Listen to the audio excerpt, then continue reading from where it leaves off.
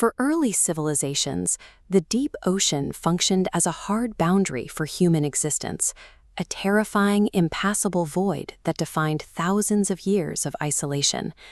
The very first attempts to navigate water were strictly about local survival. In Kuwait, archaeologists have uncovered the remnants of 7,000-year-old reed boats. Similarly, the ancient Egyptians bound papyrus stalks together to build small skiffs for fishing and moving basic goods. By 4,600 years ago, wooden shipbuilding took a massive leap forward. The Pharaoh Khufu ship was constructed with carefully joined planks, specifically designed to transport massive cargo, building blocks, and royal retinues along the Nile. Yet these vessels were confined to rivers and coastlines. If pushed too far out into the open sea, the deep ocean swells would easily tear their shallow hulls apart. Humanity remained entirely at the mercy of the water. Geography soon forced shipbuilders down two completely separate engineering paths. In the south, engineers navigated the relatively calm, highly contested waters of the Mediterranean Sea. Up north, they faced the violent, freezing swells of the Atlantic Ocean. The southern environment prioritized speed and naval warfare. The Greeks and Romans engineered the trireme, and the Byzantines later developed the dromon, slender galleys powered by hundreds of oarsmen to chase down enemy fleets. To maximize speed and allow for bronze battering rams, southern shipbuilders used edge-to-edge planking. This created an incredibly rigid hull. But that same stiffness made the ships brittle under heavy pressure. A deep-sea storm would snap them. Survival in the northern Atlantic required the opposite. Northern builders overlapped their planks. This clinker-built design allowed the hull to flex and absorb heavy waves without breaking. This flexible architecture peaked with the Viking longship and its cargo variant, the Nar.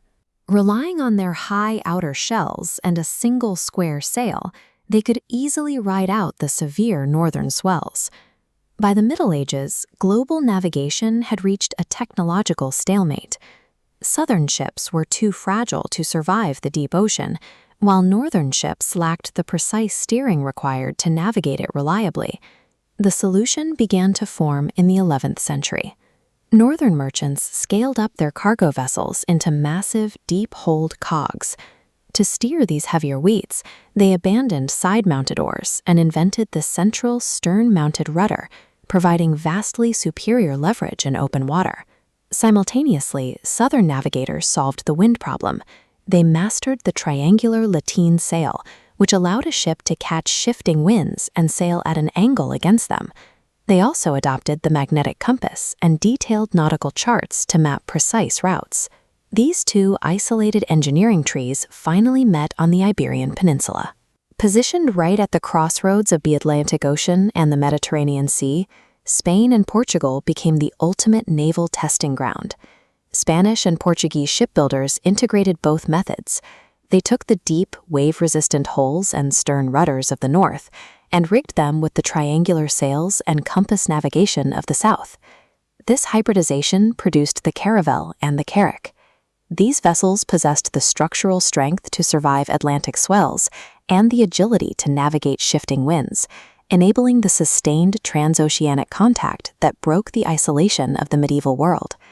What followed was an aggressive global arms race. Empires rapidly scaled up this hybrid wooden architecture, building larger and more heavily armed fleets to secure new trade routes and colonial territories.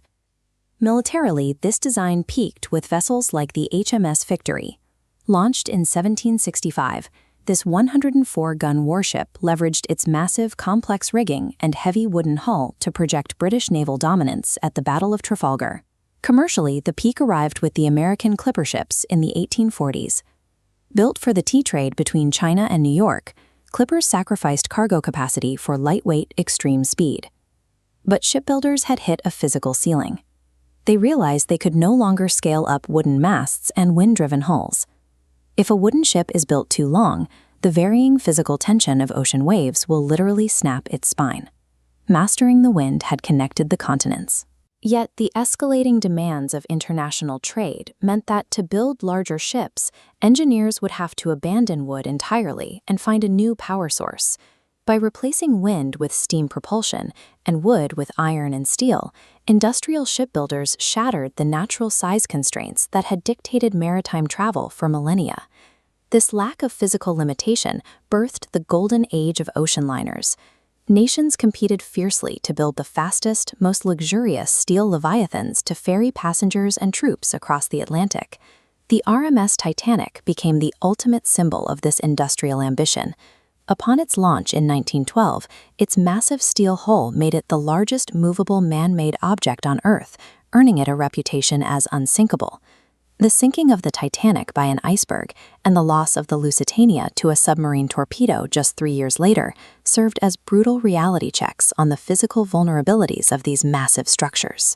The classic transatlantic lineage eventually culminated in vessels like the RMS Queen Mary II, which represents the peak of traditional ocean liner engineering before commercial air travel rendered passenger crossings obsolete.